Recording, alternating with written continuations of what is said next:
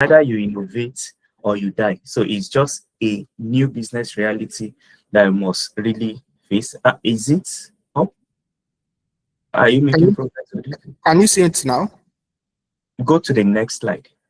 Okay. Yeah. This. Yeah. Yeah. Thank you. Yeah. So just like I was saying, innovation is, I mean, it's either you innovate or you die. And, it's a part for growth and is an essential ingredient for growth. It is not optional if you really meet up with the current standard in the world. Even the so-called business world is not just looking for anybody because they want to remain in business for the next decade and the next century. So they need people that will actually be innovative in thinking, be innovative in lifestyle, and then be innovative in the way they do their things. So it's not an option, it's actually an essential ingredient for growth. It is the foundation for personal and professional advancement. And just like I said, it should be a way of life. You must think differently, you must act differently. All what will be running in your mind should be about change. How do I do things in a different way, in a unique way, in in a way that actually triggers some growth in any organization that you find yourself? Building innovative lifestyle is a way of life, and it should go beyond just seeing it as an occasional thing or as how do I put it, as something that will just come on seasonal basis when the organization needs it or when you need it for a particular issue or a particular project that you need to build. It goes beyond just strategy. It should be your way of life. And when we talk about being innovative, you should transit from having a fixed mindset to having a growth mindset. You can move to the next slide. Yeah, transit from having a fixed mindset to having a growth mindset. And when you have a fixed mindset, you feel that, okay, this is the way we've always been doing it. Sorry, this slide is not complete. This is the way we've always been doing it, and this is the way our forebears have always been doing it. Why can't you innovate differently? Why can't you come up with a new approach to getting things done? It's actually a way of coming up with a fundamental shift, changing the narrative in any organization for you to actually effect the necessary change. You must not maintain the status quo. If you actually want to be innovative, you must embrace a growth mindset. And when we talk about a growth mindset actually believes in ability to develop an organization or a setting. You are always dedicated to adding value to an organization. You embrace challenges as learning opportunities.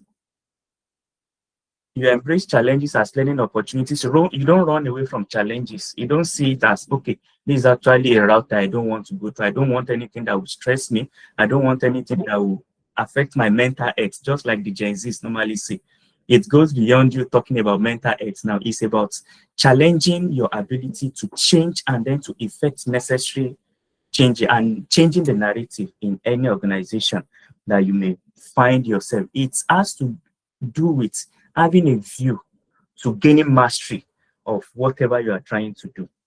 That's okay. I've gotten to this level in life. I want to go beyond that level. You want to gain a mastery of the path that you have chosen, maybe in your career or maybe in your field of study or whatever. So a growth mindset don't just settle in the comfort zone. It transits to the point of learning. And even when you make mistake, you see it as an opportunity for growth and as a learning curve that you need to pick up as you progress. But if you stay in your fixed mindset, or if you embrace a fixed mindset, you maintain a status quo syndrome.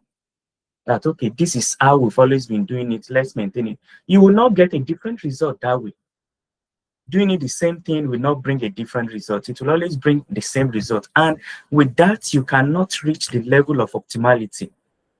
You cannot get to a point whereby you innovate and then you create new solutions that will actually stand the test of time. And having a fixed mindset equally makes you to give up easily.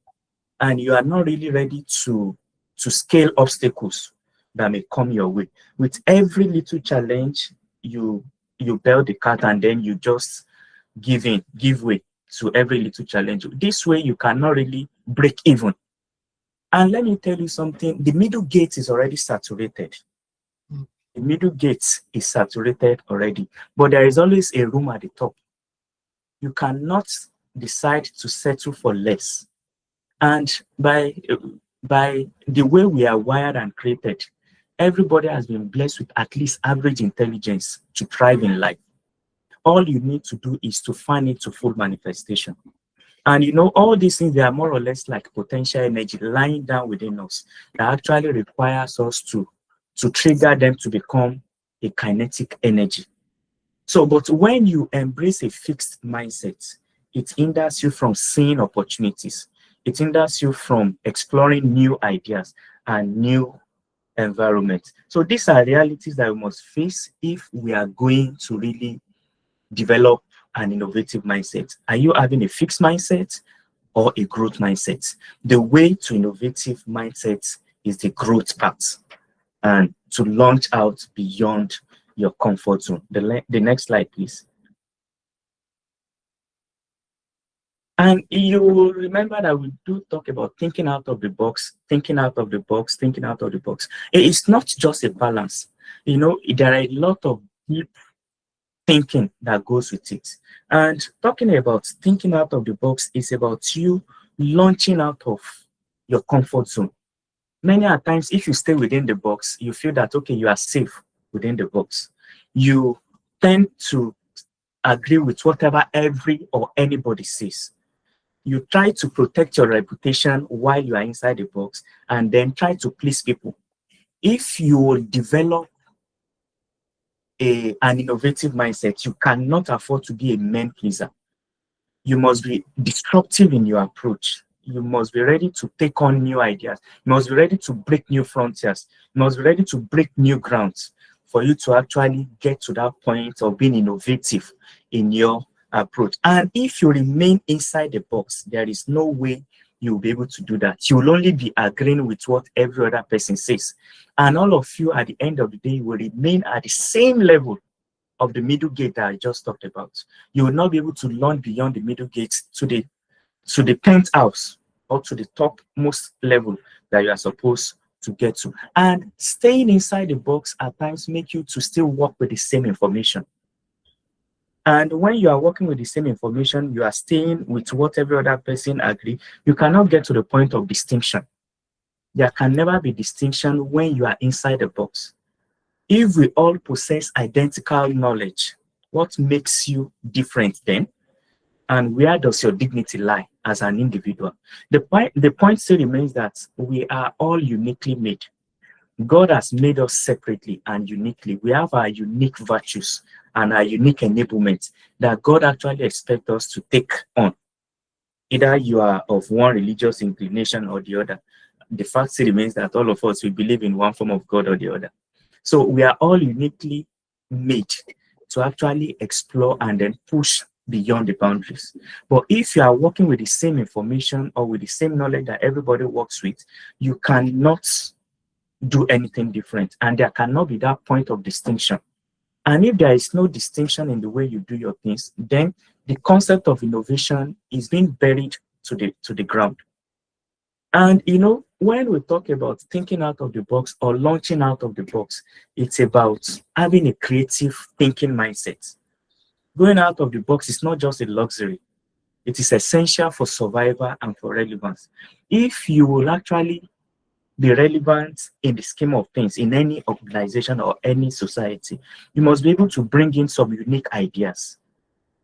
And you remaining inside the box will hinder you from actually achieving that.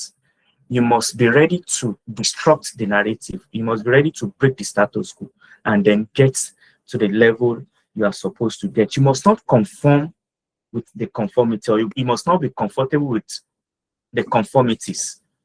You must not be a conformist when we talk about launching out of the box. It's really important for us to answer this question that do we really possess the same information or we think in different ways so that we can actually bring the desired results? Do you also maintain the same level of thinking as every other colleague of yours think, or you try to think out of the box. You put your brain to tax, you put your intellect to tax when the need arise. So it's actually a challenge to us that we need to actually break the box and then get out of the box so that we can actually be distinct and then we can be innovative in our idea.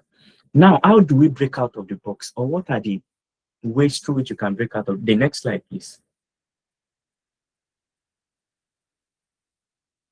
Okay, sorry. Which box are we talking about? Maybe before we learn how to break out of the box.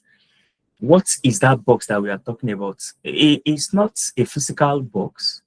It's not like a domain. It's not a building that we are talking about. It's the boundary within our minds. It's the invisible line between what we already know and what we are yet to even discover, or what we are yet to even think about. Until you move from what has always been your common knowledge to the point of exploring new solutions, to the point of exploring new ideas, to the point of exploring new domains, you are not yet innovative in your approach. And you cannot really get to that point of maximally being innovative in your approach. You must move between the thin line of what you already know to breaking into new domains of what you are yet to know. So the boundary or the box that we are talking about is actually the boundary within our minds. It's not something that has actually been placed there. It's not something that we can say that, okay, the Nigerian government has actually put there. Interestingly, knowledge is without walls anymore now. We can always explore and explore till any level that we want to explore. It goes beyond you just trying to say that, okay, my university, maybe I attended University of Ibadan, or I attended Ladoke Akintola University of Technology, or I attended OAU. Because of the way they are teaching us, they are only just marrying themselves to the NUC curriculum. That's why I'm not innovative. It's no longer an excuse. It's not an acceptable excuse at all, because we are in the world of knowledge explosion. We are in a terrain that actually gives opportunity for you to explore to any extent that you can actually explore. So it's the boundary that you're expected to break is actually the boundary within your mind, the boundary between what you already know and what you are yet to discover. And one major challenge that our generation tends to have these days is that we are very lazy at reading. We are more of noisemakers than being voice in our society. We every little thing we are ready to make the noise all about it. We are more of packaging than the content. And until we really transit from being packagers, let me use that English, if there is any English like packagers, to being people with substance, we can never reach the height of being innovative. It's actually important to break that boundary of being noisemakers. Before you know it, even LinkedIn is now devoid of integrity now. That everybody, every little achievement, they blow it out of proportion. I was able to do this, I had this, whatever. You know, it's more of a generation of noisemakers now. But innovators are not noisemakers. They are people of substance. Every little thing they put up actually values, and people really pay attention to them. And there is always a clear distinction between noisemaking and the voice in any society. When you're actually a voice in your society, it is always not difficult to discover. But when you're a noisemaker, it will only take like one or two posts for people to discover that this one is a noisemaker. It doesn't really have substance. And it cannot really last a lifetime. It will not stand the test of time. So we must move from the general perspective of knowledge to exploring new domains. You must move from being packagers, you must move from being noisemakers to getting to the point of being voice in our generation. When you speak, everybody should be ready to listen to you. People that actually makes or enact the needed change in their generation are not noisemakers. They are not people that stays in the general domain. Or maybe TikTok, we put everything. I'm not saying that TikTok or LinkedIn or Instagram is not good. I'm not saying it's good you have a balanced life. Let me equally make that known clearly. It's not good that your life is somehow not balanced. It's good you have a well-rounded life. The social part is important, and then the The career path is as well important, but we must find a balance between them. And then we must not be liars. Let me use that word, liars, in the sense that what you are not, you put it up there. You must subject yourself to the moment of preparation and making. And the moment of preparation and making is exploring the not yet discovered domain. And you will discover that all these things that you are gathering along the line, they are domicile within you. You will not know when they will manifest naturally. I was just saying it that I forgot totally that today is the meeting. It was just last night I got the mail. I quickly ran to my note and I started picking one or two things. Let's see what we can actually share together. If I had not prepared over time, or if I have not gone to the point, I'm not saying I've arrived. If I've not really sat under people to learn and then to discover new things, I would not be able to come up with anything reasonable today. So we must not underplay the place of preparation, the place of making. It's very important. So the boundary or the box that we are talking about is actually the boundary within our mind. I know I have 40 minutes. Sorry, a teacher always talk a lot, but I will try to be careful with time. Yeah. And the next slide, please. The next slide. Yeah. So how do we go out of the box? You know, talking about going out of the box is about breaking from conventional thinking. And this requires some deliberate strategies and consistent efforts for us to actually get out of the box. You know, when I'm talking about getting out of the box, I'm talking about you leaving the norm, not staying within the norm, not staying within the regular, launching beyond the regular. That's when you can actually get to the realm of being innovative. Else, you will die. I'm not talking about physical death now. Just like the new business reality that I mentioned a while ago, it's either you innovate or you die. So there are strategies to it, to breaking away from the conventional way of thinking, to being innovative in our ideas. And one of them is to bring in new ideas. And you cannot bring in new ideas if you don't think creatively. And if you don't introduce fresh perspective. And how can you introduce fresh perspective if you don't really take time to really learn? Many of us in this generation, we tend to be more of, we are no longer readers like before anymore. And you know, they say readers are leaders. The era when we have books, even despite the fact that the era of hard copy books is not really so popular again these days, there are a lot of books out there that you can even read that are soft copies. You can put them on your phone, you can read on the go, you can have them on your tablet, on your laptop, name it. But many a times, instead of taking time to grow our mind, you know, it's an intentional effort to develop your mind, to develop your critical thinking skills.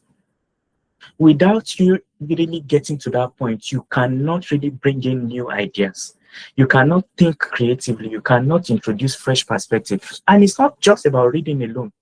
I really want to commend the organizers or the facilitators of this cohort. It's actually a good thing, and it's an unusual initiative that is actually helping to change the course of things in our generation. Because many people are out there just living their lives aimlessly as the day goes by. But here we have a set of people that are actually being intentional about growth.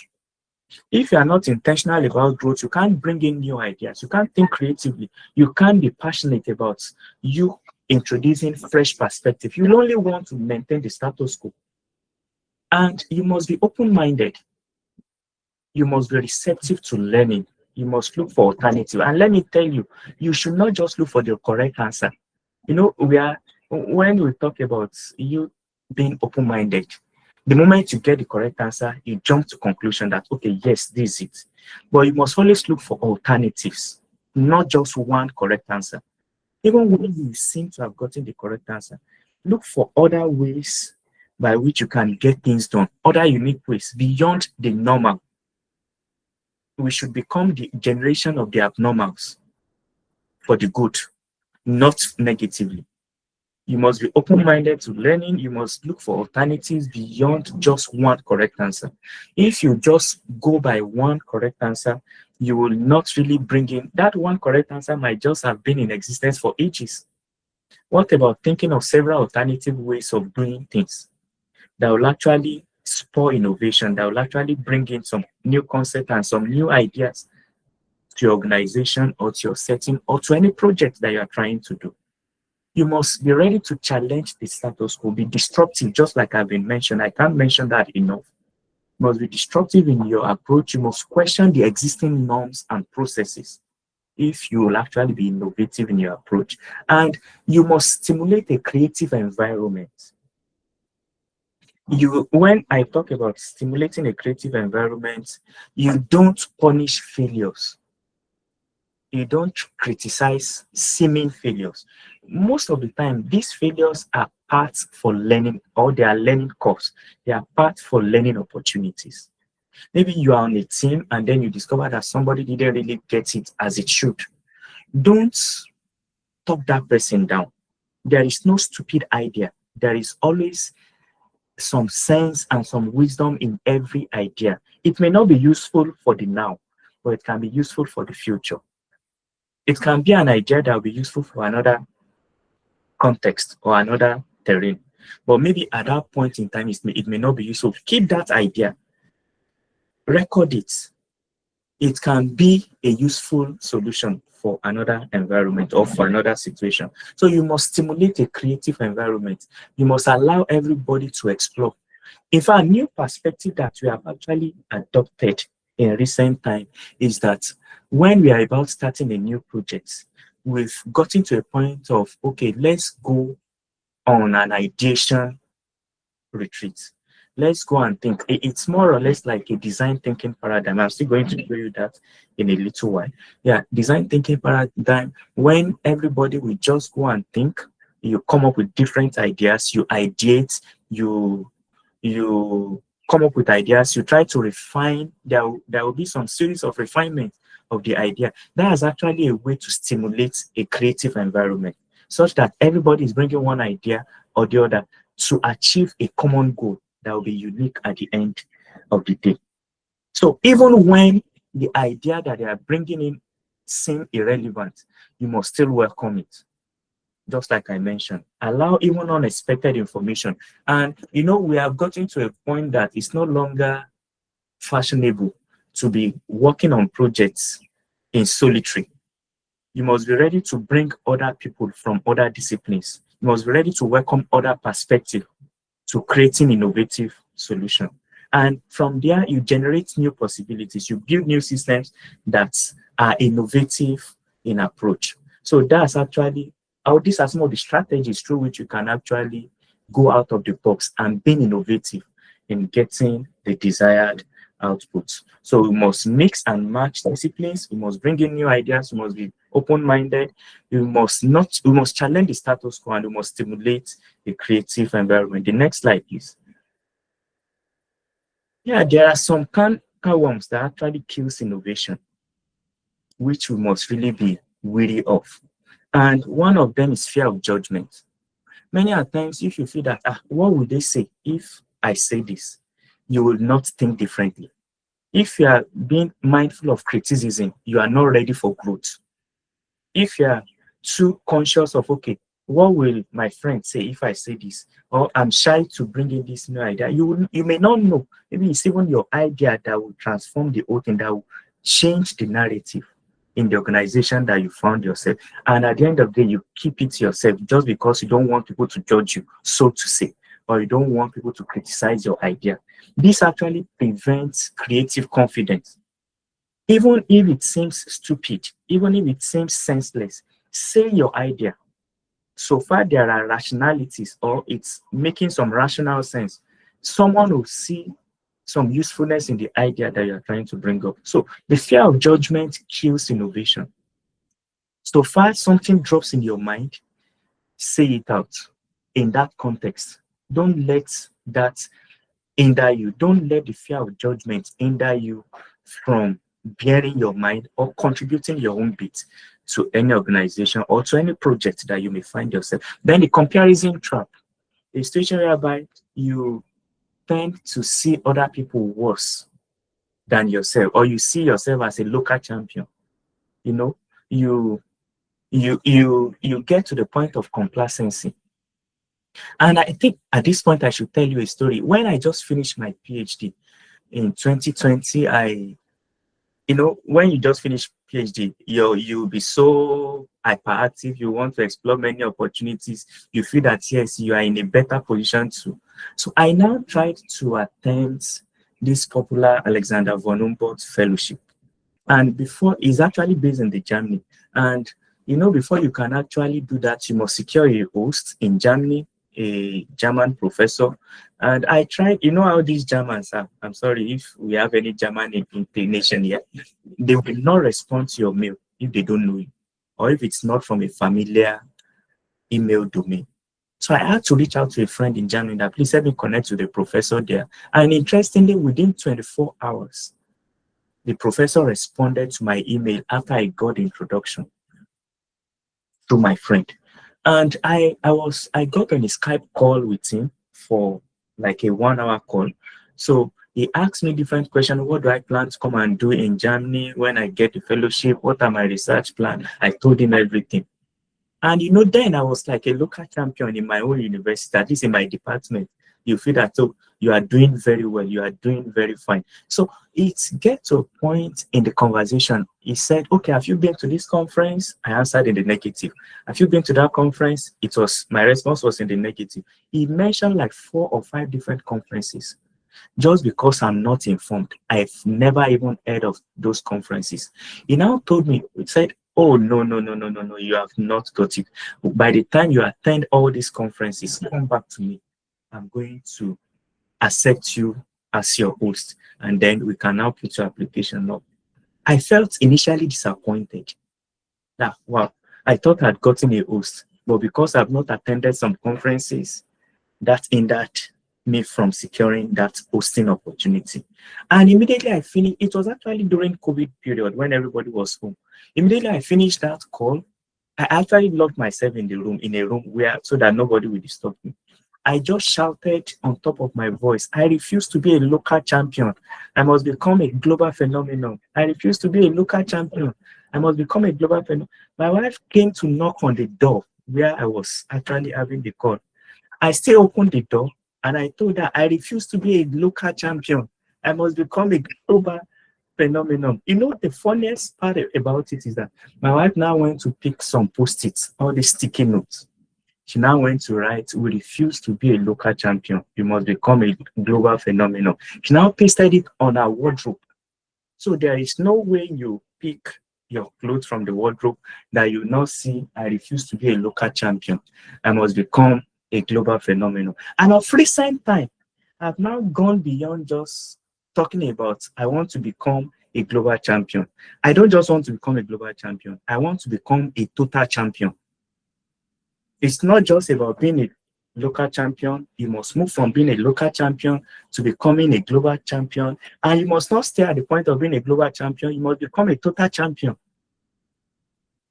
Interestingly, and by the grace of God, not by one's power, God has actually given one that opportunity to achieve part of one's dream to a good extent. Today, all the conferences that the man mentioned that I've never attended as of 2020, I was able to attend them within a space of 1 year. And within a space of 3-4 years, I've been privileged to get to no less than 15 countries in the world.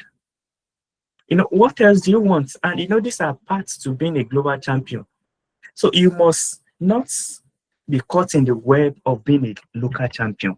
If you will be innovative in your approach, if you develop an innovative mindset, you must not find other people who did worse than you, and then you feel better about yourself. It's actually a zone of complacency. It's actually an arrival mentality. An arrival mentality stifles, it strangles innovation. It doesn't allow you to grow.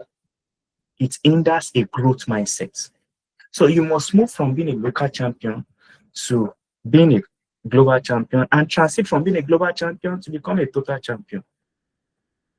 And another thing that actually affects innovative mindsets or development of innovative mindset is you not being ready to take on new challenges. You want the easy route. You are trying to avoid anything that will affect your mental health, just like the Gen Z say.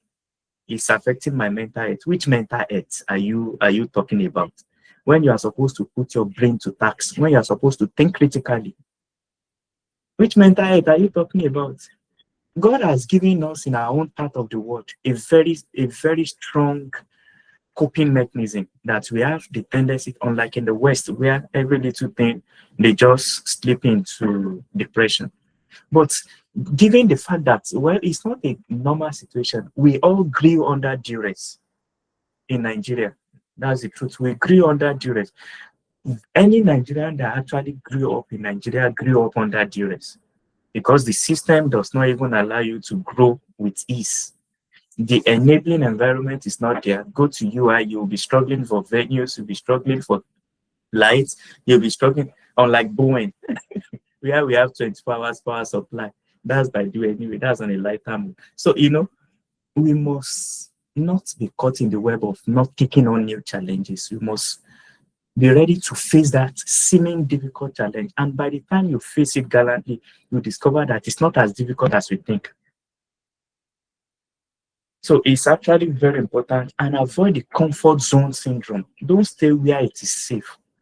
Make effort to stretch your capability and then to explore new terrain. And I've mentioned the punishing mistakes that I've made, that I said a while ago, that don't punish seeming failures or errors during experimentation.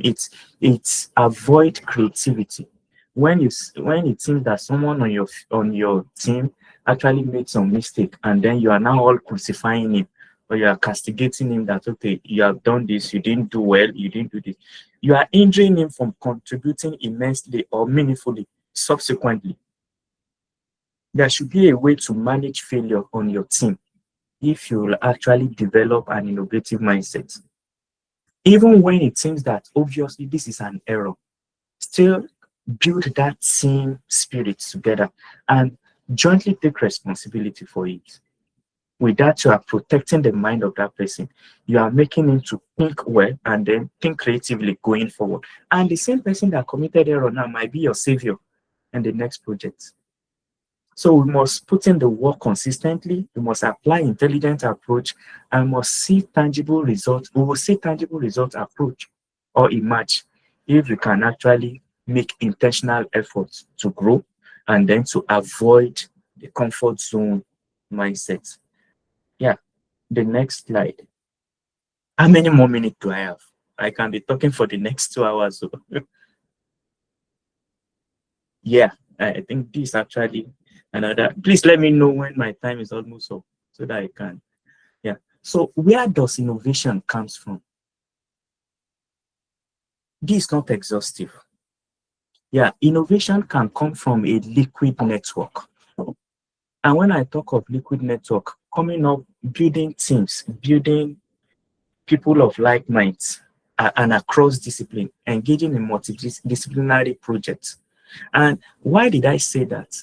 Over the past few years, I've discovered that my approach, I tried to change my approach to project supervision. By the way, I've actually been able to supervise no less than 80 undergraduate projects, and I've supervised 4 masters and currently supervising 2 PhD. So I've discovered that you adopting the conventional approach is not really helpful when it comes to supervision, but you must build a team environment, a team-based environment for you to actually trigger innovation, even in the mind of your students. And what do? We don't really see ourselves as boss-servant relationship. Thank God. Wonderful is here. Wonderful will still remember Joshua. Joshua was actually my project student. Then they will see us at times when we are exchanging banter, they will think we are mates. And when it's time for me to scold him, I will equally scold him. But interestingly, you try to create an enabling environment where everybody brings in their idea.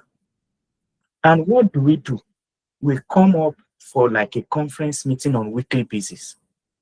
That okay, what do you think we can do? We don't do project in isolation, even though everybody has his own project that he's doing, but everybody will contribute to every project on the team. At the end of the day, each person will report his own project. Invariably, what it implies is that somebody is taking the lead on each of the projects. It's just like the anchor person on each of the projects, but every other person is coming together to contribute to the project. That's a way to actually build a liquid network. Ideas flows freely between minds and discipline when you build a liquid network. And interestingly, what I've adopted over the years is that, okay, even when I seem to have my own WhatsApp group with the students, I encourage them, go and have your own different WhatsApp group where you feel you can exchange your thoughts freely, where I would not be part of. Even if I don't tell them, I know they will have their own WhatsApp group where they will go and talk about me. That one is normal of any student group. So, by the time we meet together, you will even be surprised at the way they critique each other's work, at the way they contribute to each other's work. And the same thing should be snowballed into team playing.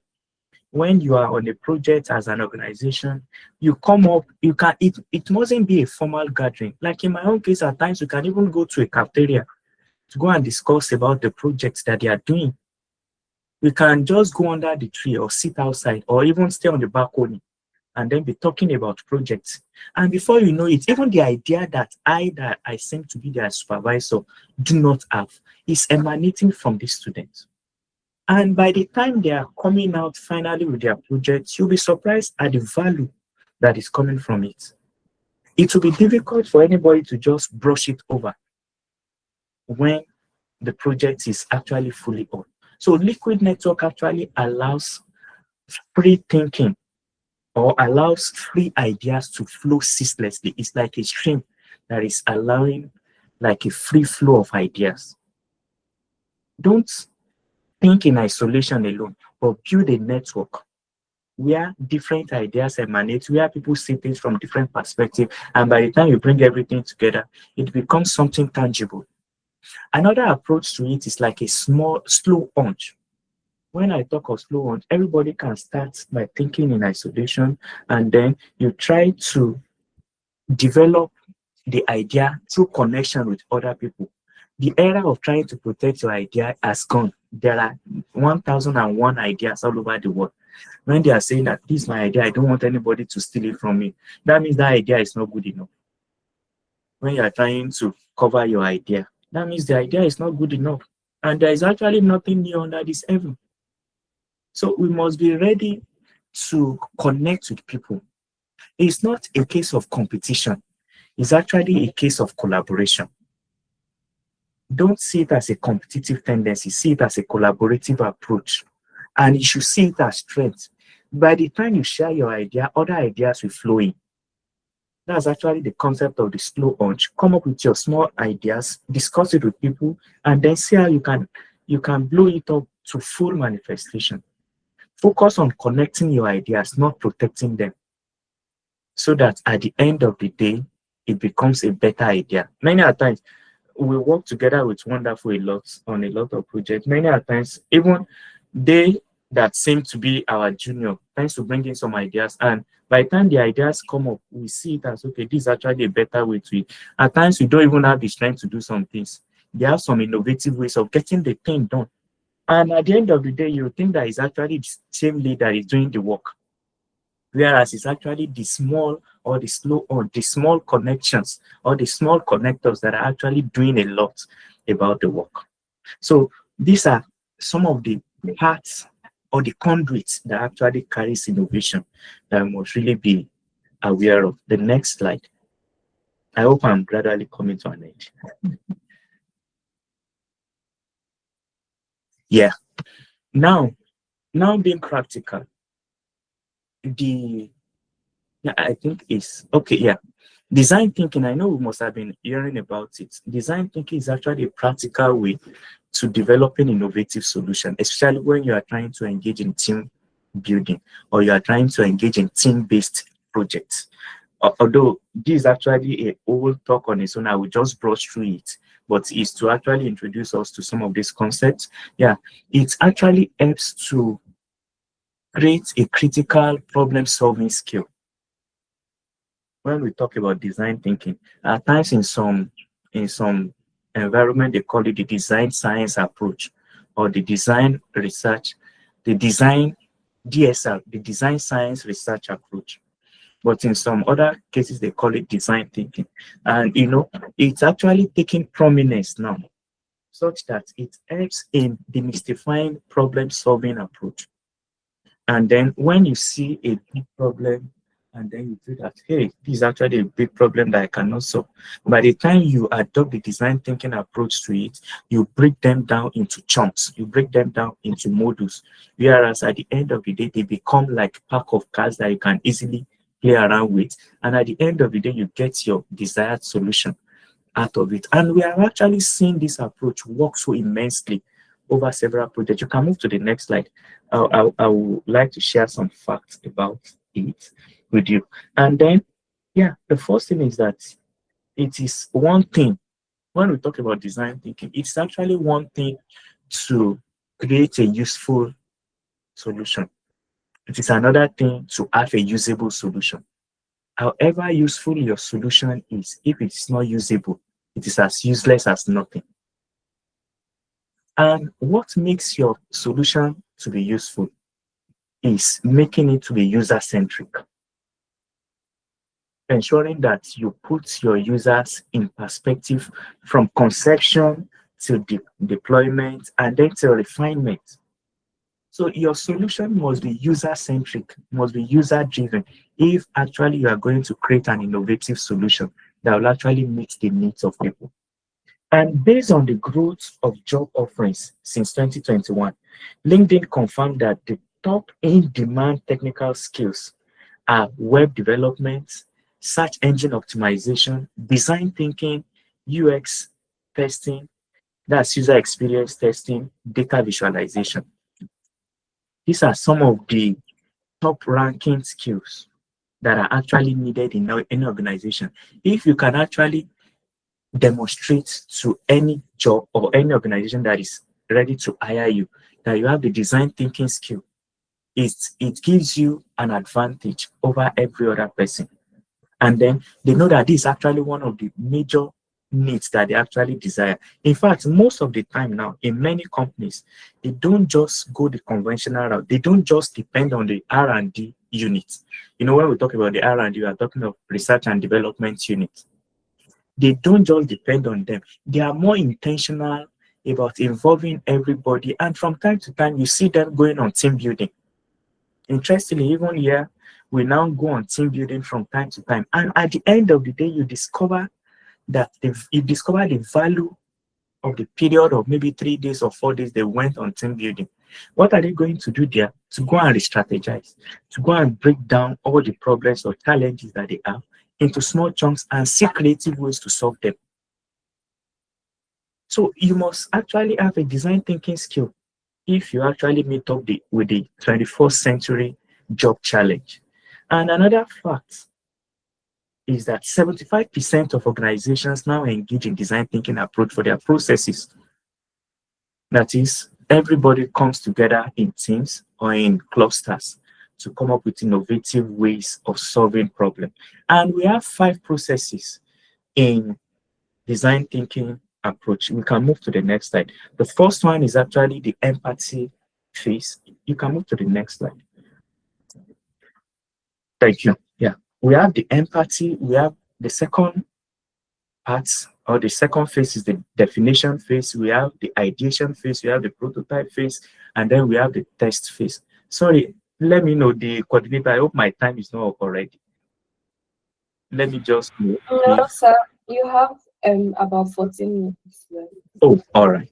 So I think I should still be able to work with that. Yeah. So these are the 5 phases of design thinking process. And by the time you religiously go through these 5 processes, at the end, you yourself, you are fulfilled. That, okay, you have actually done something really worth the while. And, The empathy phase is more or less like engaging. And one thing again, maybe before I say that, is that for every of this phase, you will need to always engage with the end user or the prospective end users. At the empathy phase, you engage with the end user. At the definition phase, at the ideation phase, prototype testing. At every phase of it is actually a user-centric approach to getting the desired solution up and running. The empathy phase is more or less like engaging with the prospective end user to identify their pain points, to identify what are the gaps in the current solution that they already have. What are the challenges that they are facing with the current solution? What do they think we can do differently? What do they think can make the solution that they currently have to be better enhanced and to be more usable instead of just being useful alone? So that's actually what we do at the point of empathy. We launch out, we go and meet, and then engage in requirement gathering, both the functional and the non-functional requirement gathering. You get that done. And let me say it again, that at the empathy phase, you gather information in an unrefined manner. Your information that you gathered at that phase is not it's not really refined. I hope it's making sense. I hope I'm not becoming too complex. I want to be sure that I'm carrying my audience along. All right. Thank you. Yeah. So the empathy phase actually helps to gather both the functional and the non-functional requirement. And let me say that it's actually an unrefined information, because the people you are engaging with at this point, they are not experts. They are more like laymen that are actually relating with what the solution. They don't really understand the back end or the technical side of it. So whatever information they are giving you, they are giving you from a layman's perspective.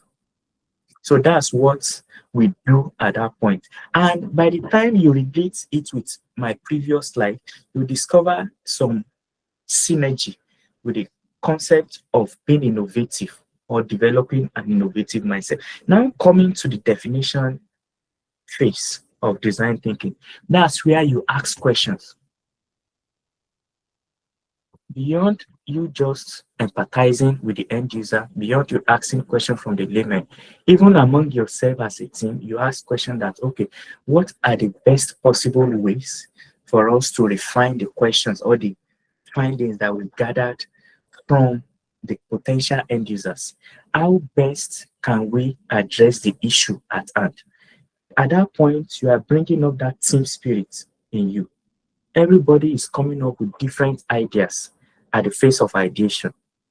That, okay, based on what we have gotten, we are now trying to refine the question in a more presentable manner at the definition phase. And then ideas are now coming from different ends to see how best we can solve the problem and the pain point that have been identified with the end users. So the ideation phase is where ideas flows in, where people are coming up with various innovative ways of solving problem. And I did think we're actually in a physical location, we would have actually demonstrated this, and you see how all this actually plays out. When everybody will be pasting their own idea on the board, and then at the end of the day, we cluster everything together and come up with a unique solution, which is always in a form of a persona.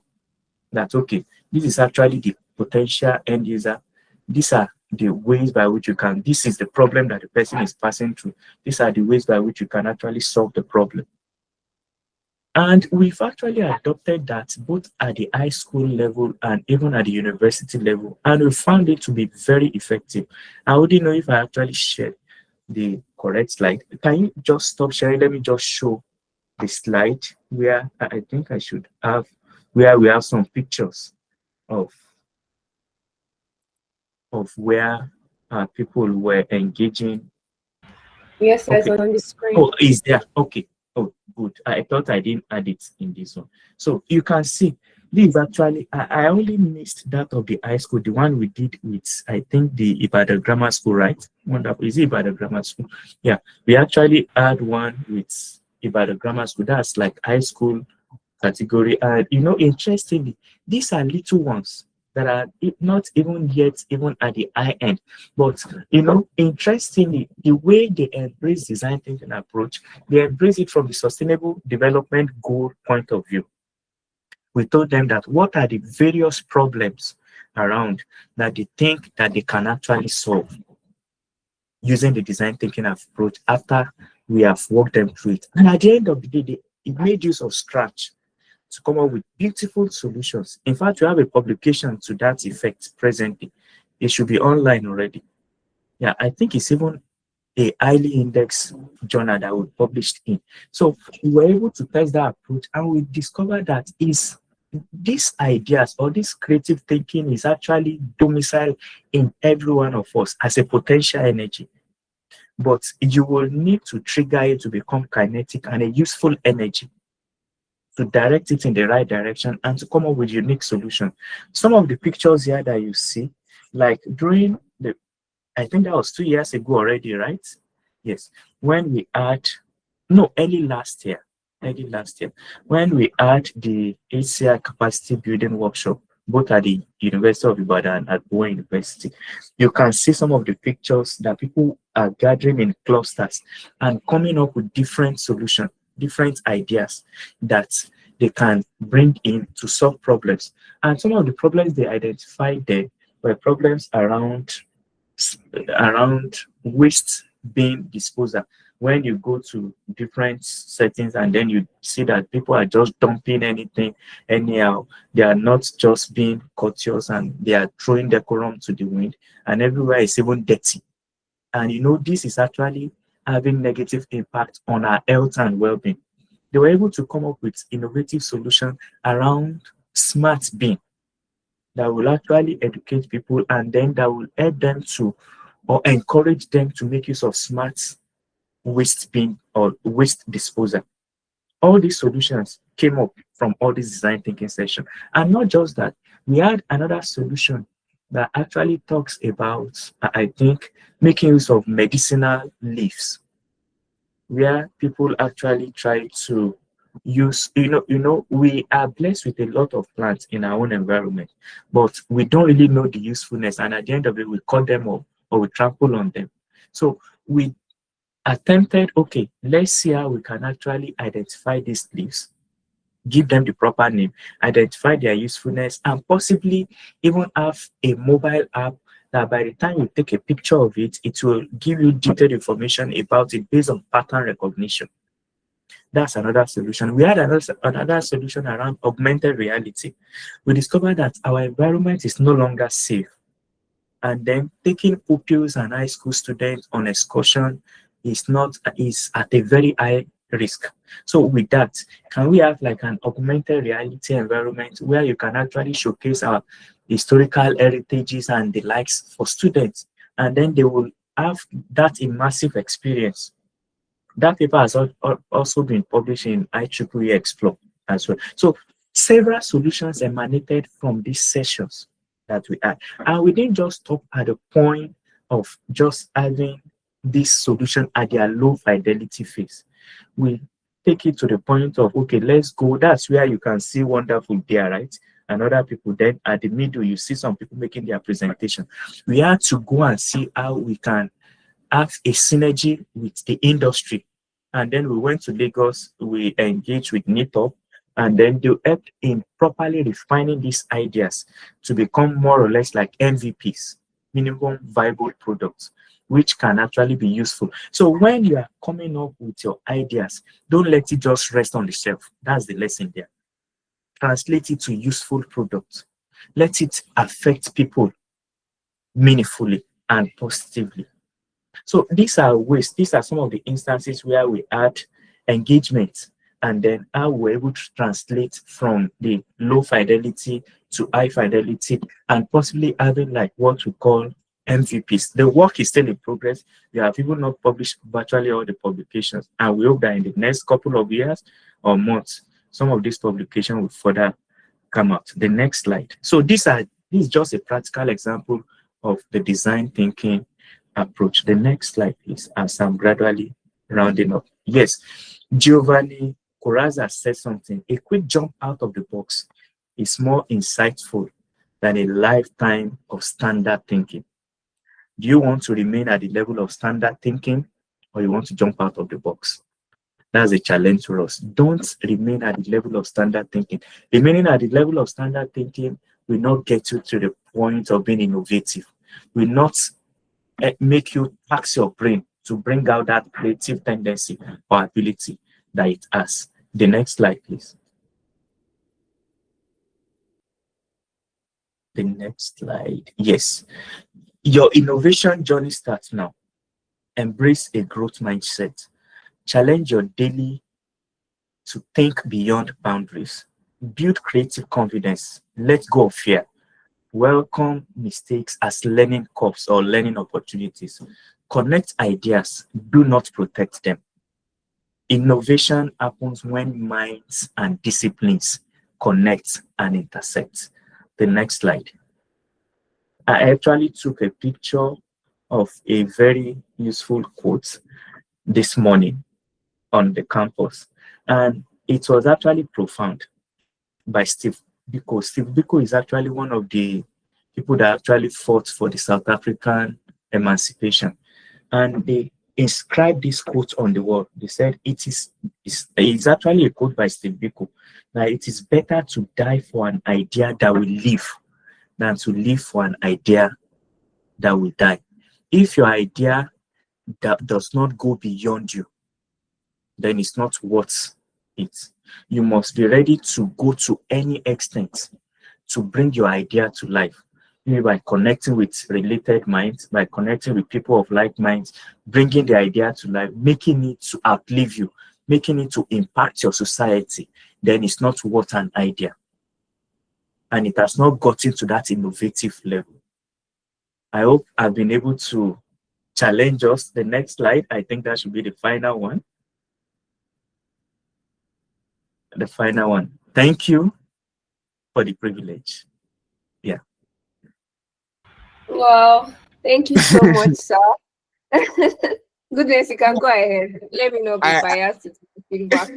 I literally told Wonderful that the entire team needs to go back to watch this session. That's number one.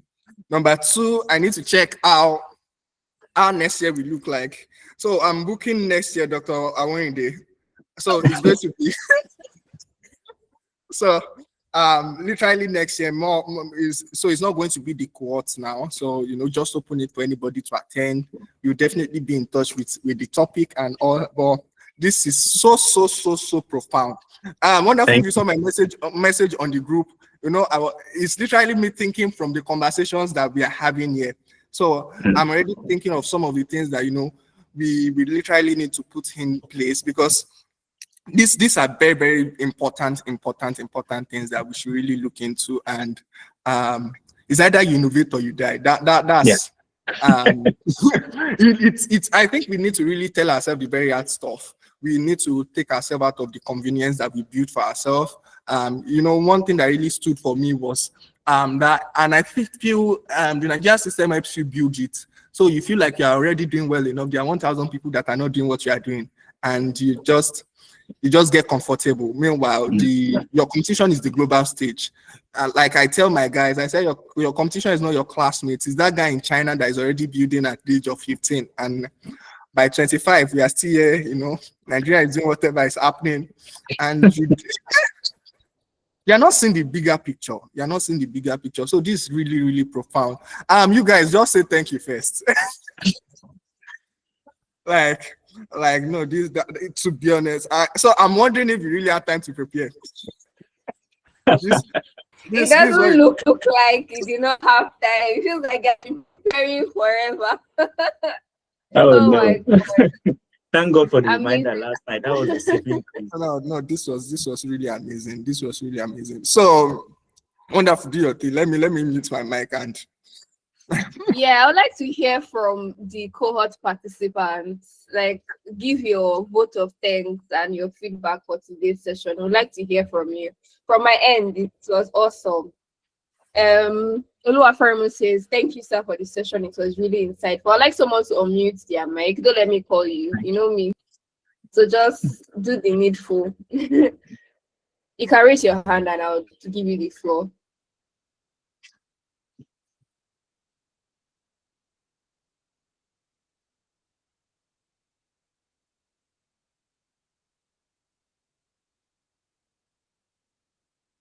Somebody is still thinking.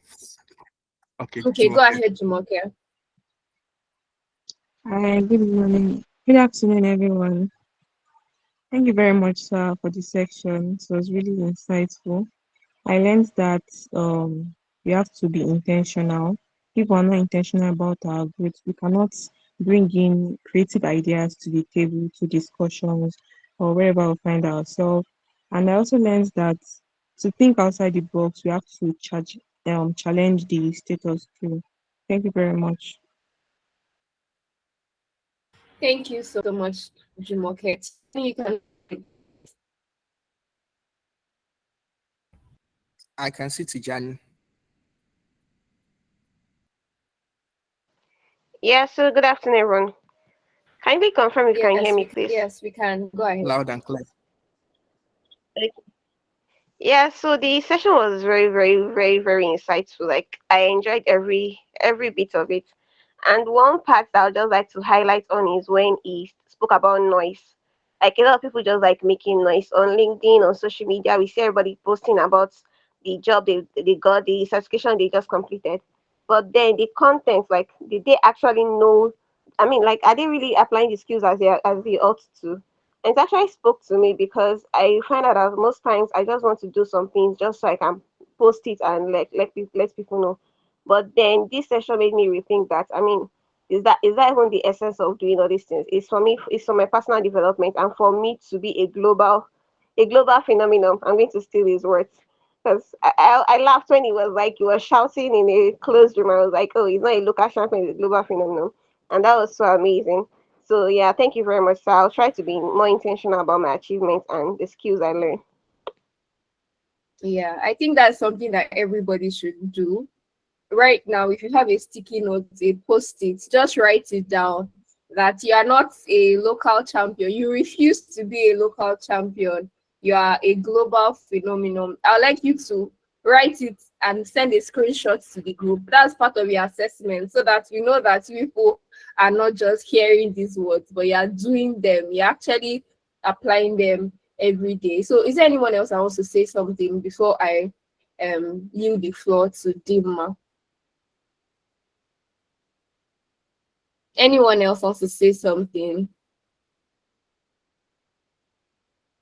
Okay, there are some messages in the chat, so I'll just read from David Ezekiel. Thank you very much, Dr. Hallelujah. It was really an insightful session. I was challenged not to get comfortable with what I am doing or where I am currently and to avoid the comparison trap. Thank you very much for this lesson, sir. So thank you on behalf of everybody.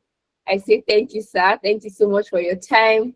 Thank you for giving value. I did not expect anything less, so I'm not surprised at all.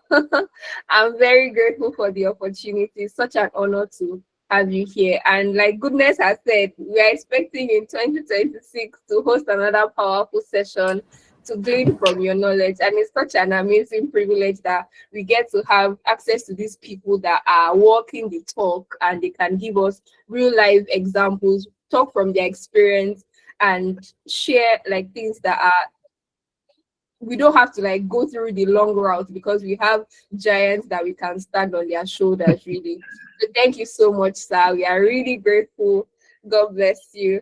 All Thank you right. for having me too. Thank you so much. I actually count it an honor to be part of you, and I'll be more than willing to be part of future engagement as well. So thank you so much. Yeah. Thank you. All right, Dima, let's have our Thank quiz. Let's see the All people that right. we're So I think I'm free to leave, right?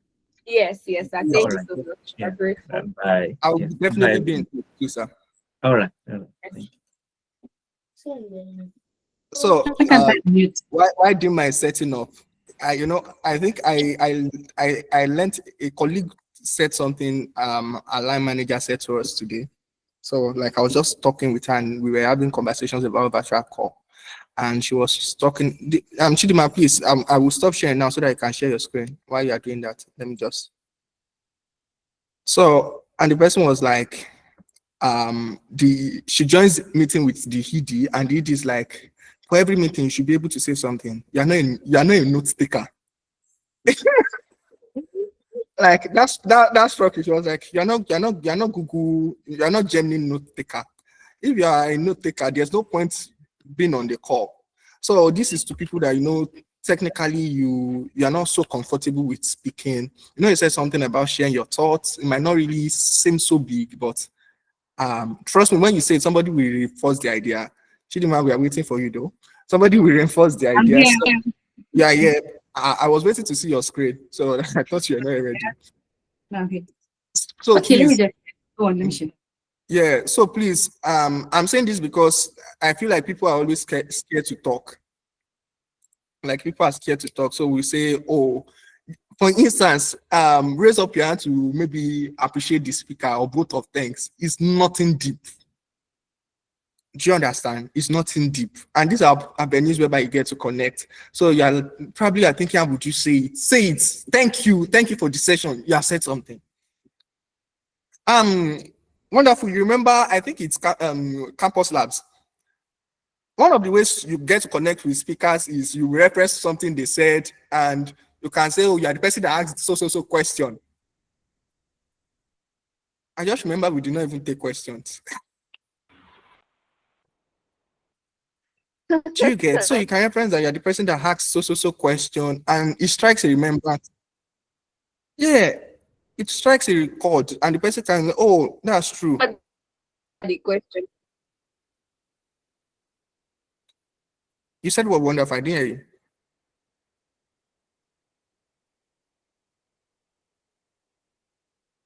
Yeah, me see the question. Jesus is Lord. Hey, wait, what are we going to do? So I think this is wonderful. Can you can you do me a message?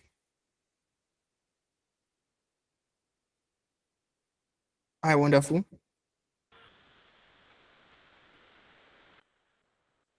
Hello, wonderful. Yeah, I can hear you now. Hello. Hello, I can hear you.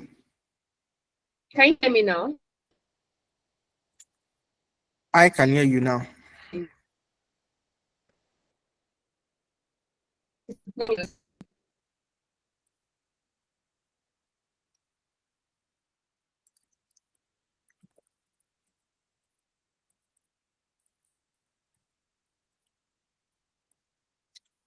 Okay, Chidima, over to you, please. All right, thank you, goodness. Thank you so much, wonderful. I wish the speaker was here. I really wanted to appreciate him because personally, I'll be going back to that session. All right, guys, time for our quiz. Because goodness asked me to restrict our quiz to 15. People would have seen like 30 questions because there are a lot of things to write. So I'll just give us I think 2 minutes or 5 to join. Let me paste it again. Go to slido.com and join the quiz. Just like I said before, we are how many on this call? We are 30 minus me, wonderful, and Temitope. So you guys are like 26 or 25. So please, I want to see 25 people. This quiz will actually help you to reinforce multiple length on this call. David is here. Thank you. So I'll just leave my screen. Wonderful. I think Wonderful wants to say something. Yeah. So All right. Okay. I hope you can hear me now. I was telling MEC Dr. Aworinde, and I think our line is breaking. yeah.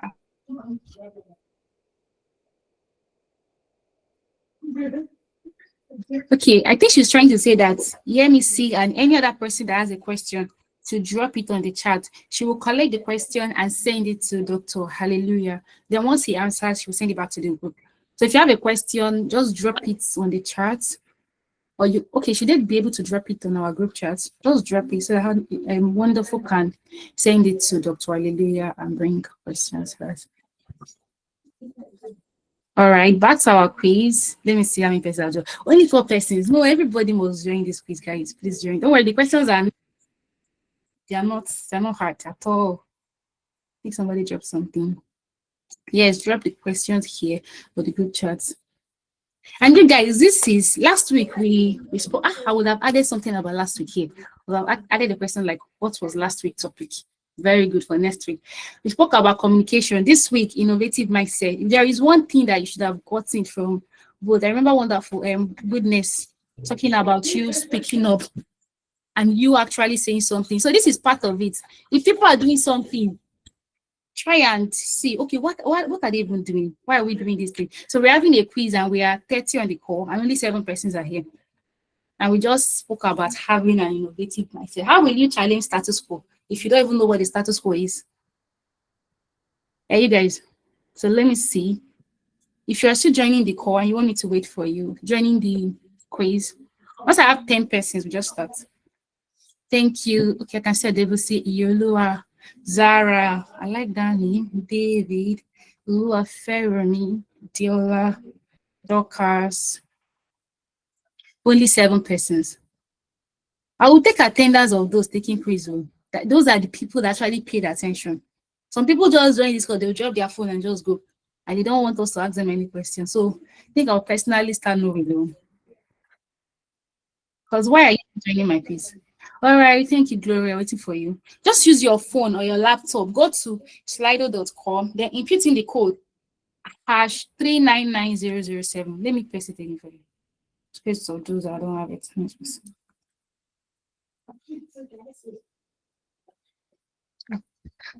We are 26 persons now. 4 persons run away. Thank you, Joseph. Joseph, you want to extend for me? Thank you. So this is it. I'm waiting for you guys. My service is bad here. Oh, sorry about that. I'm sure. I think we'll just have to start so that we don't waste. Very good. Thank you so much. Thank you. Thank you. I can't see Folua here. Folua won last week. Wait. Why is Folua on today's call? And I'm actually taking this course of the first 5 persons. Okay, hold on. Thank you. I'll hold on for you. Make sure I want to see you. I'm taking a list of the first 5 winners for each of the quizzes. I will do that till we're done with 11. I'm only just going to wait for the network issues. I'm sorry about that. Okay, hold on. I'm still holding on. I'll start by 1:35. Can you hear me? Yeah, I can hear you now. Tima, can you hear me? Yes, I can hear you. All right. Okay. Just before we start the quiz, guys, I'm not exactly pleased with our participation overall. We are in the 3rd week, and I thought maybe we would like improve from like the 2nd, 3rd week, but it feels like it's still the same thing. And so I would just like to just give like a few announcements. First of all, starting from next session, if your video is not turned on during the session, you'll be removed from the call. If we have only 5 people participating and we can see that they are actively here, we are okay with that. Secondly, if you have not turned in your assignments, your assessments for week 1, week 2, and by the next session, week 3, you'll be removed from the program in its entirety.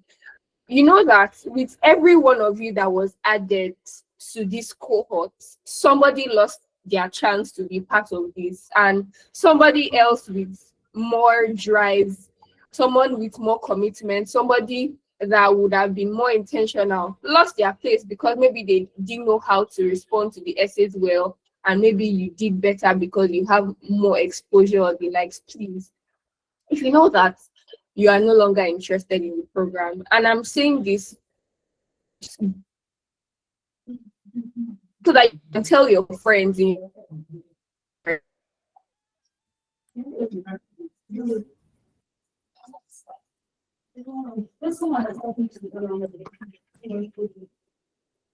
Okay.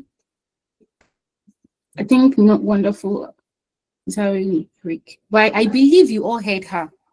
I'm very sure because I heard her perfectly. I heard her up to the point of by next week we'll remove everybody that joins. Okay, she's just saying something.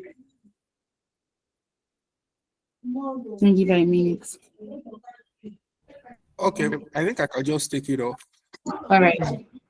To be honest, we've been you can ask anybody that graduated from the first cohort. Not everybody that we admitted graduated. It's just the normal principle, because we technically believe that if we are giving out value, the person that is receiving the value too must, I don't want to use this word, be worthy of it, but you must be able to prove yourself that you are, you are deserving of it.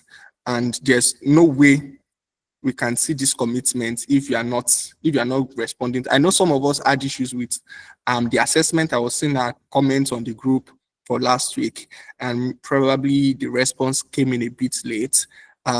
So I can kind of understand for this week, and that is one of the reasons why I believe before the end of this call, we might do a quick run through of what the assessment for next week would look like, so that we can all be in sync to ensure that this is carried out. So again, by next session, if we are not seeing the desired outcomes, trust me, some people will be dropping off, and you just see that we removed people from the group. It's just that simple. Also, you'll be working on a case study. So, and I believe this is where the whole design thinking thing comes into place.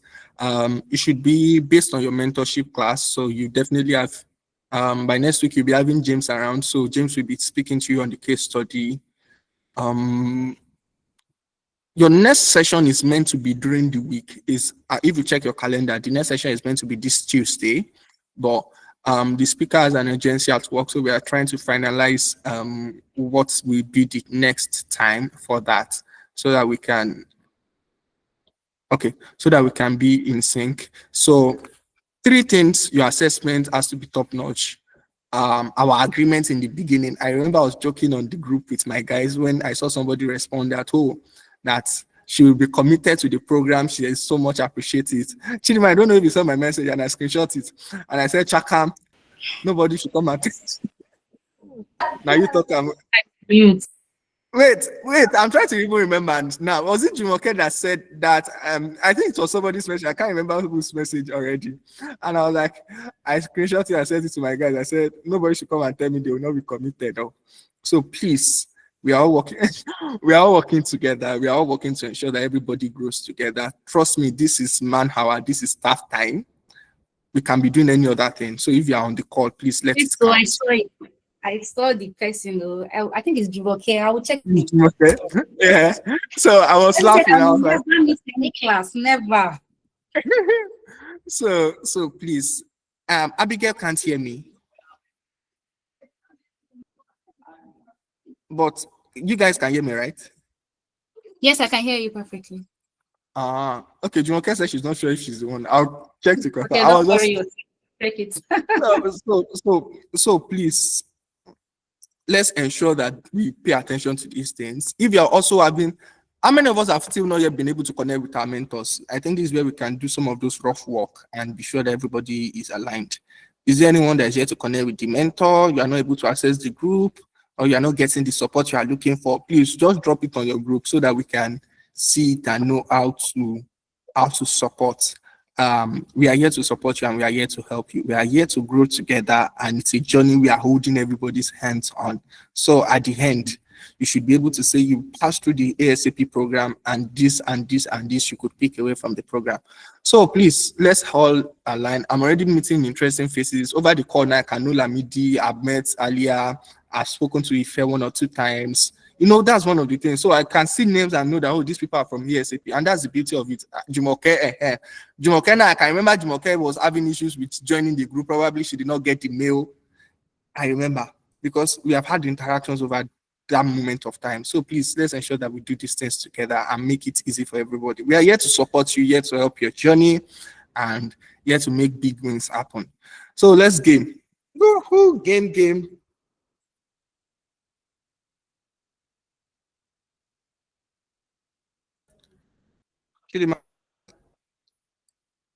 Chidima, over to you. Oh, thank you so much. Goodness. Thank you very much. So guys, I will just share my screen again, and I'm so sorry, read one. Maybe next week you will join, because almost 14 persons have joined. So I think you're having a network issue or something. I'm not sure. So let's go. Question 1. You have just 15 seconds. Okay, is it 20 minutes, 20 seconds? Ah, I feel like I started to 15. Developing an innovative mindset should be seen as, you're lucky, should be 15 seconds. Should be seen as what?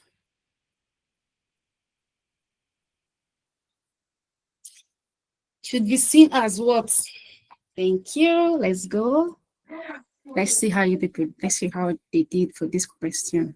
I'm impressed. Clap for yourself. Clap for yourself. Question 2. Is either you innovate. Okay, this is the only question I put for 15 seconds.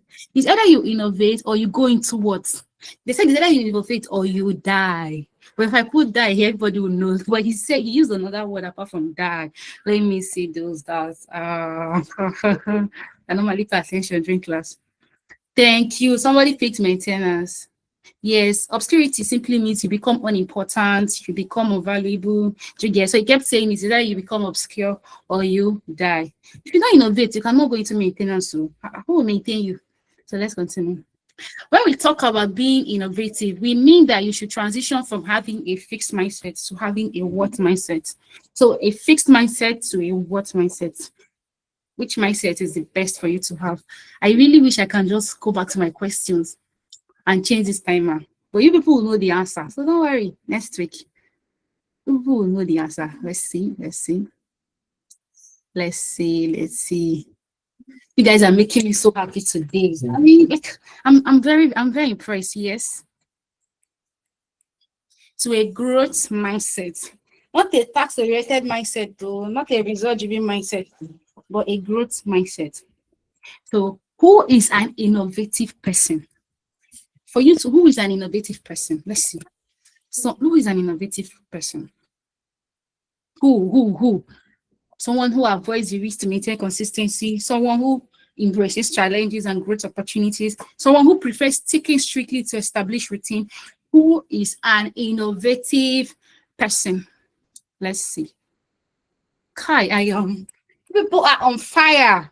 So how many people answered? Okay, only 13 persons answered, 4 persons answered. But people are on fire. I am so impressed. Don't worry, I'll beg wonderful and goodness on your behalf so that they'll not remove you, but do your assignment though. Which box are we talking about? So you remember he keeps talking about box. I'm like, is it? I would have added Maggie Cube box here, but I forgot. But which box? He said you should not be boxed, should not be in a box. Leave the box. Which box? Which box? Which box are we referring to? Let me see. 14 persons answered. The limit created by courage of responsibility is not the right answer, but I am impressed at almost 93%. So the visible line between what we know and what we haven't yet talked about. He said it a lot during the call. Thank you. Let's go. Which is not a way of leaving the box. For you to leave the box, you have to do all the following except one. Bring new ideas, challenge status quo, stay open-minded, stimulate creativity. What's that? What? Can't say that thing. Make creativity. How do I remove this? Okay. Follow routine strictly. Which one? 14 persons. Which is not a way of leaving the boss. The person that picked this. If you want to leave the boss, you have to be open-minded. You have to be willing to listen. But I am clapping for you guys. This is really nice. So that means the section was very, very amazing for everybody. What is the core generation really doing that will prevent growing an innovative mindset? Staying consistently with God. Having struck substance, refraining from social media usage, noise making, packaging and no substance, intentionally building skills and increasing cyberbullying, which is the right answer. Let me see. Hey, somebody picked this. Let's just see the correct answer. Having struck substance, refraining from social media usage. So the question says, what is the current generation really doing that will prevent growing an innovative mindset? So if we are having a struck substance, would that prevent us from growing an innovative mindset? No. So I'm happy with the 82% that picked noise making. He said it a lot. And the moment he said it, I just calmed down to think about it, which is the truth. Because most people don't have the concrete skill, not even just about the skill. It's just all about packaging. You will see somebody will tell you that going for that interview, package, if you're doing this package, but deep down, You don't know the right things that you're supposed to know. And in the long run, it will genuinely affect not just everybody, but the country in itself. So I really, really liked this topic. So why should you get out of the box? All are correct except, so we've established that a box is what? The thin line between what you know and what you've not even yet thought about, right? So what should you do to get out of that box? So meaning that what should you do for you to start thinking about those things that you've not thought about? So should insight feel safe? Same information equals to no distinction. Creative thinking is necessary. What if I feel? Hey! What is happening here? Let's see. Let's see. Why should you get out of the box? You should get out of the box. Inside feels safe. I wish somebody that picked this can actually unmute and just tell me why they picked it. But so that we don't waste more time, let me just go back to what he said. Inside feels safe, right? Remember when he said, if you want to get out of the box, if you want to do creative things, you need to overcome fear. You need to overcome that thing of just following routines. You need to overcome that mindset of, oh, this is the main thing. This is the routine. This is what I've been doing. So I don't want to go and try something else that I've not done before, right? I remember the previous question that said, if you want to develop an innovative person, rather, is someone that embraces challenges. So you need to get out of the box because if you're safe, if you remain somewhere that is safe, you'll never be able to actually get to that creative part of you that exists. So the right answer is, what if I fail, right? You know why I added this question? You should get out of the box, except if you keep thinking about what if you fail, that means you're allowing fear to hold you down. That means you're allowing, what is the name? The fear of judgment, the fear of the unknown to hold you down. So when you think about it, is the right answer. I added this question when he was talking about the fear of judgment. But which of these kills innovation? Let's go. Consistency, boldness, fear, exactly. See that fear of judgment. Consistently thinking of ideas that others have deemed foolish. Which of these kills innovation?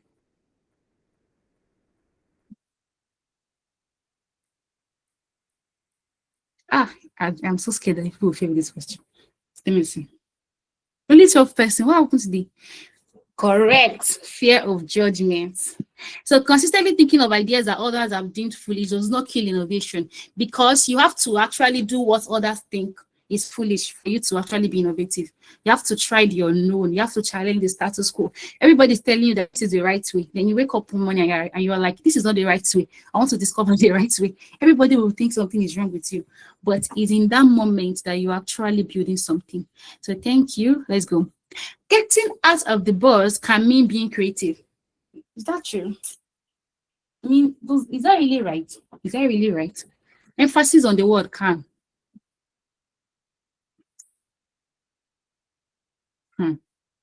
Is that really right? Let me see. No, I'm not. Only 10 persons. You guys, what's happening? We used to be 14 before. Only 11. Okay. So 100% true. Getting out of the box challenges your creativity. You need to be very creative. You need to think about things that like you've not thought about before. You need to be very, very. And one thing AI would never. So that is why AI would never fully replace us. So far, you keep that creative part of you.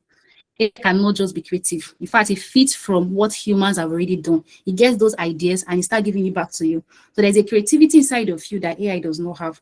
So don't ever lose that creativity. Thank you. Let's continue. How many countries have our speaker been to? Have you noticed that I didn't add any question about our speaker from the beginning to now? Then he just said this one during the call and I'm like, oh, right, let me just try it. You guys, what is happening? Only 6 questions I've answered. 7. What is happening? Hey. Please don't worry, answer. I will not show your name. It doesn't really matter, actually. Only 11. Only 11 out of 17. Yes. Like you guys really, really paid attention onto this call. Like you listened excellently. And I'm so impressed. Good. You should move from what to what. Yes. Everybody was just shouting on the call, champion. Which champion should you even move? You move from what to what? From what to what? What should you move from? Let's go.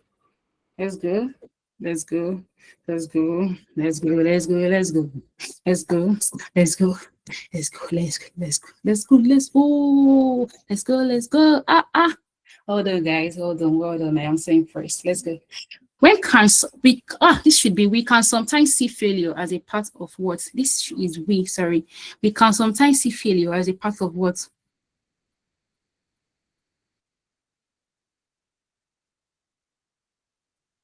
Let's see. Sorry again. This should be something. Question. What is this? What 13? Second to 18. Okay, let's see what you guys will pick. As a part of what? Yes, a learning process. You guys are amazing. You guys are amazing. Where does innovation come from? Select just one answer. Select just one answer. Select just one answer. Where does innovation come from? Select just one answer. Select the answer that is right. Only 9 persons are answering. What is happening? What's happening, you guys? Only 9. From 14 to 11 to 9. Awesome. From Connected Minds. Then the last question.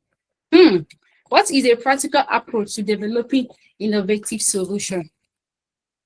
What is a practical approach to developing innovative solution? What is a practical approach to developing innovative solution? Let's go. Only 10 persons answered. So let's just see the answer.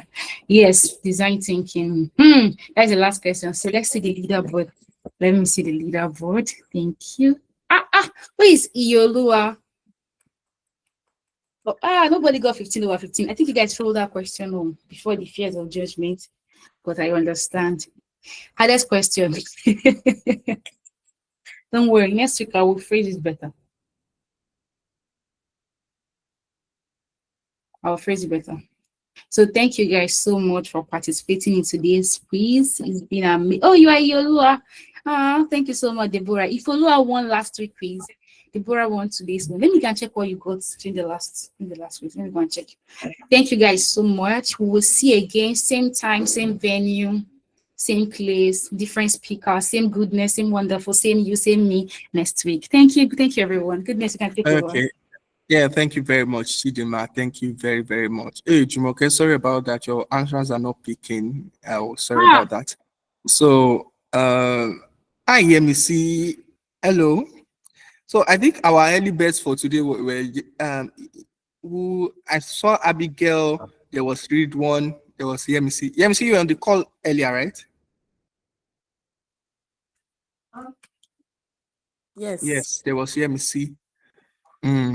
I said that, let me see first, but I don't want to promise anything. I have 3 people. Last week it was 1 person. So, but Chidima earned some cool money, so Chidima can do our. I will only give those that are taking part of my quiz. Okay, I don't. No problem. Those of you that are here, but you will not join the quiz. I can see you. I can see you in the background. No problem at all. So, I just need to say this up front. Like I said, if you checked the calendar, we are meant to have a session on Tuesday, but that session might not be happening on Tuesday, so there might be a little bit inconvenience. So our next session will be on Saturday. So we are going to be having Gary Okierimo. In fact, Gary just finished his MBA, he just graduated yesterday. So, and I was just in the status, and I'm like, oh. So we are going to be having critical skills for the 21st century. That's what we are going to be. Mohammed, please, your hand is up. Do you want to say something? No, that was a mistake, sir. No problem at all. Hey, this thing, please. So we are going to be having Gary on Saturday. So now this is Gary will be coming on Saturday. Then we'll be having James take us through the what's it called? James will be taking us through our case study also on Saturday. So this is where we get our hands dirty, applying some of the things we've been learning, seeing how we can engage some principles. Oluwasegun. Yes, sir. Okay. Good afternoon. Good afternoon. Yeah, good afternoon, sir. I'm sorry to interrupt you, sir. It's basically concerning our people, our mentors. So that because time is going, might forget. So I'm just trying to say that I was not able to. I connected to him, but he's not replying my text. Hope there is like measures for us to like get connected to them back, sir. Okay. By connected, you sent him a message on the group. Hello, Oluwasegun. Can anyone hear me? Yes, I can hear you. Okay. Oluwasegun, did you send a message to your mentor?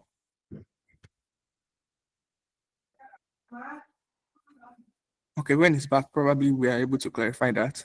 So James will be walking us through the case study so that we can see how we all align on that, and because we are going to be presenting what you've worked on. So the inconvenience will be that we might have to have our session on Sunday, but it's going to be Sunday evening, so we are considering 5 p.m.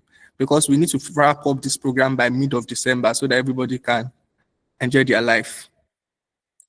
And so we give us more information about that, but I am just sharing this with us ahead of time, so giving us a 1 week notice.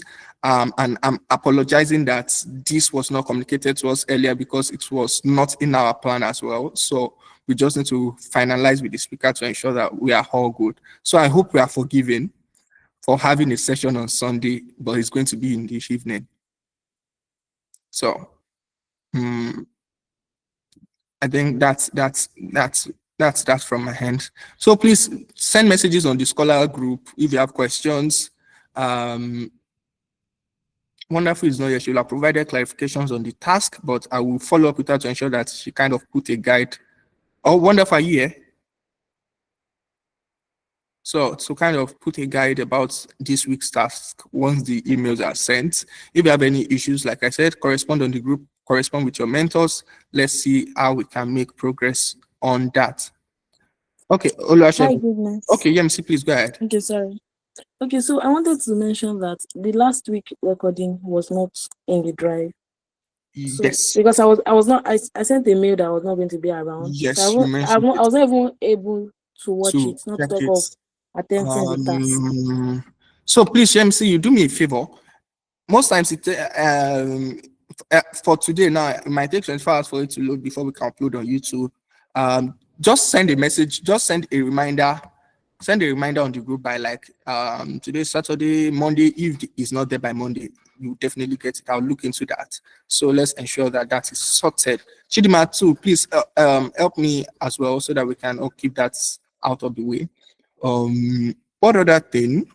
I think that's all from that end. So I saw conversations around TBP people. Chidima, please let's check within our core team, like not core team, like within the ASN team. Oh, Chidima's gone to see those attending TBP. I know James went to TBP, but James might not currently have that bandwidth to kind of engage, but definitely I can check in with him. I know we have people that attended, but we can make progress from that. So we'll know where you are at and whatever support we can offer in that regard. So this 2 o'clock on dot, so that we're people of our words. Thank you for staying this long. Thank you for your commitment to the program. I hope it's been of value to you. My charge to you this week is that please go all out, ensure that you are taking charge of your life, ensure that you are not slacking, and put yourself to do the hard work. Really, hard work kills no man, laziness does. So ensure that you are doing the hard work.